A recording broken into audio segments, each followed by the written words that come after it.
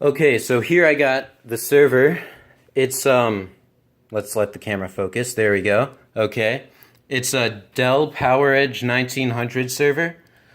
So this thing is massive. When I carried it up to my room, I'm guessing it weighed like 40 pounds. That might be a little, might have been like 35, but it was just really hard to carry because there wasn't any good way to hold it. So that might be a little exaggerated, but it's like roughly 35 to 40 pounds. It's my guess. It's pretty, in terms of length, it's like 28 inches from this side to this side. In terms of height, it's 19 inches, and width would be 9 inches. To compare that to like my desktop, which is a mid-size ATX case. It's just a mid-size normal mid case. This is 8 inches in width. It's 17 inches in height and 17 inches in length. So just to put things into perspective, that's a pretty big difference, and that weighs like 15, 20-ish pounds. So server weighs almost twice as much.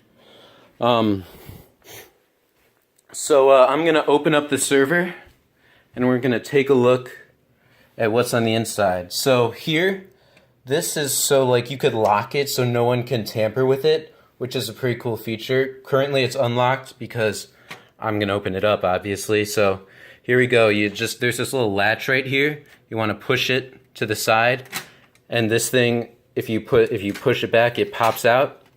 And as you can see, it's pretty dusty. This back panel is pretty dusty, and it's actually pretty cool because the key to unlocking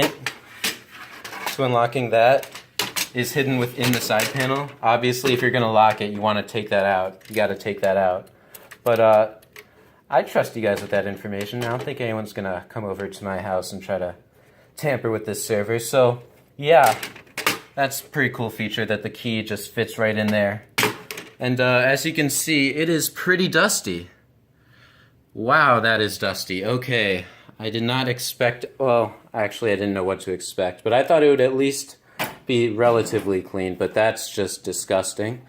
So I open this latch here, because this is the side panel. I'm about to open it up, and this latch, you push it open and this thing pops out. So then you want to, okay, that was really poorly done, but you get the idea. So I'm going to move the side panel off to the side.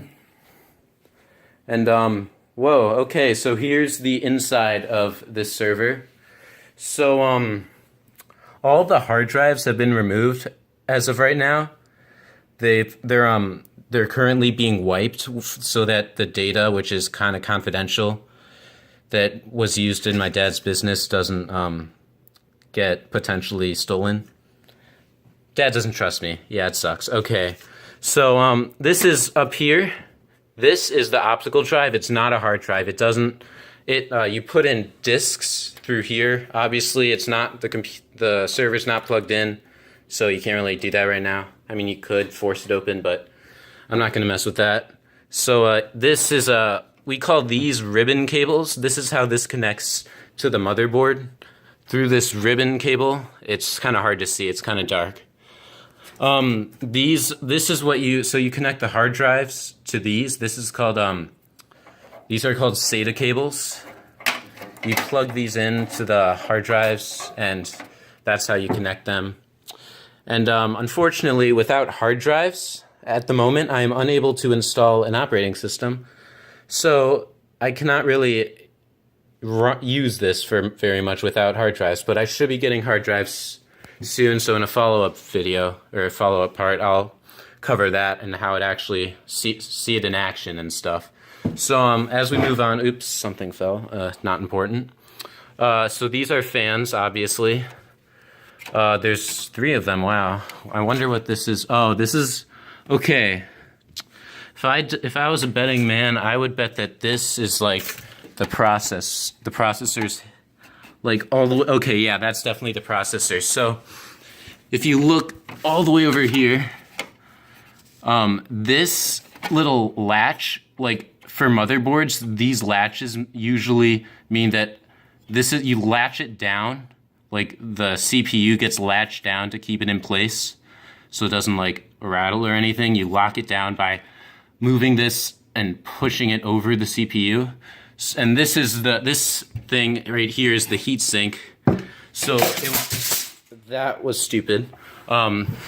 So all these fans are trying to keep the CPU cool because obviously the computer, the parts get hot and you need to cool them. So there's that. Then there's another fan right here. I'm not entirely sure what this fan is for. It could be for... No, it's not for the power supply because or at least I don't think it is. I don't really, to be honest, I have no idea what that fan is for. So this huge, wow, this is a big motherboard. I mean, it's a server, so I don't know what I was expecting, but so this whole, like, all this, like, circuitry back here, this whole thing, all this stuff is the motherboard. So that's pretty big for a motherboard. I think it might be the biggest motherboard I've ever seen, but I've never seen a server before, so yeah. These are called extension cards. I'd imagine it's like for like sound. There's something called a sound card. It could be one of those. It could be a Wi-Fi card to connect to the internet. Oh, aha. Okay, so this is called RAM, random access memory. We've gone over this in class, but so this is the RAM that's attached.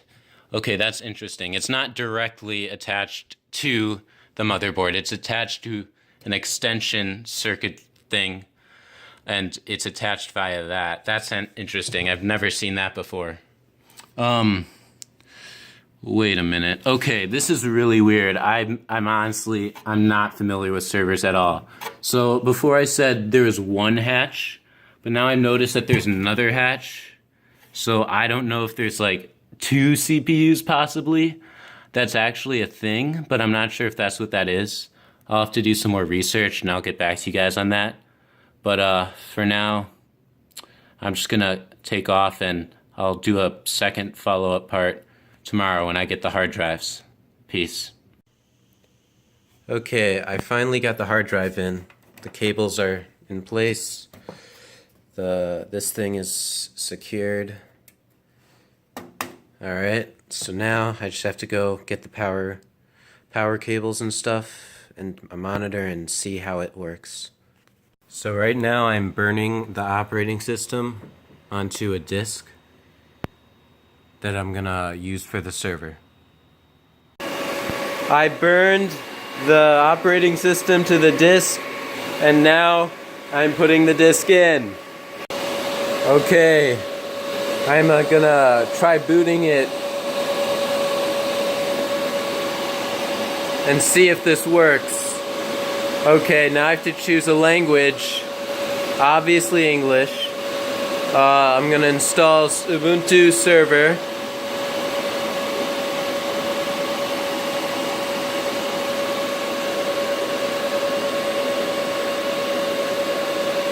There it goes, okay.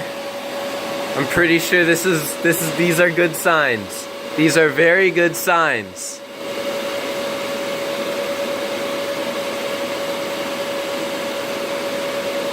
That's okay.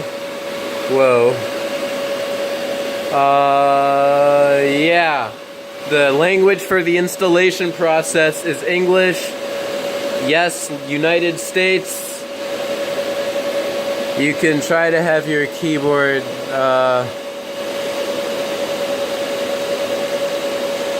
sure, why not?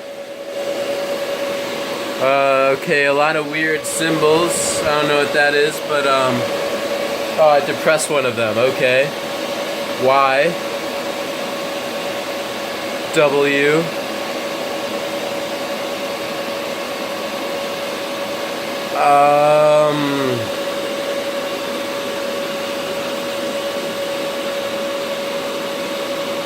O with 2 dots above it, I'm not sure.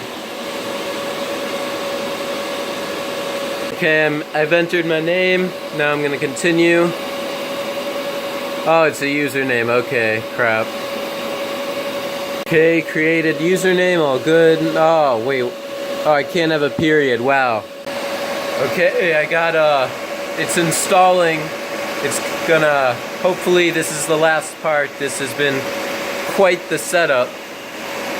But this went actually a lot smoother than I thought it would, which is a good thing. Okay, finished installation. The disk has been removed. Now let's see if this works. This is it.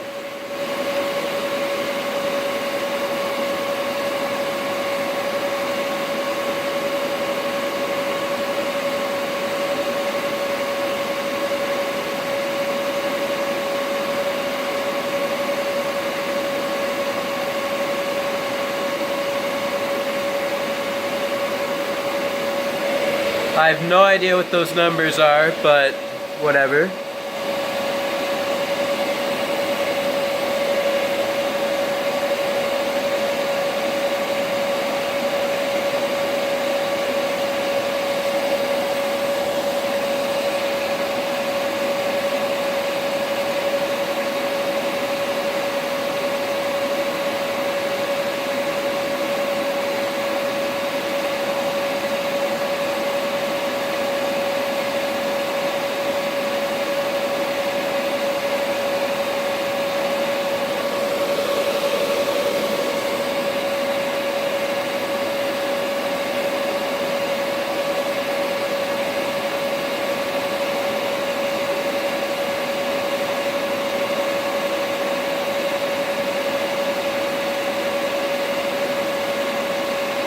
Okay, we got a lot of stuff going on. Awesome. I have no idea what any of this means, but no error messages, so that's good.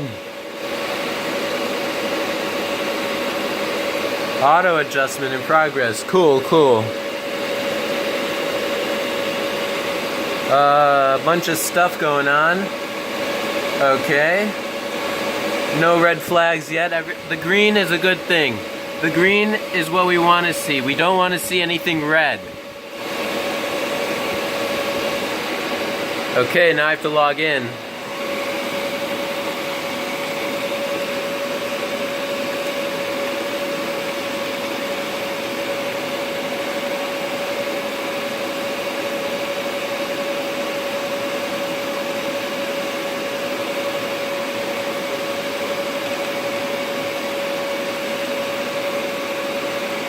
Okay, I logged in successfully. As you can see, it doesn't show the password at all. It doesn't even have like those things that hide it, but because it's a terminal, so it, and also that's just how, in my experience, that's how Ubuntu works. So now I can like run commands and stuff, and yeah. I don't really know how to run commands, but I'm able to do it. So, yeah, that's cool. So this is it. This is the server. It's loud. It's ugly. It's dirty. But it's cool.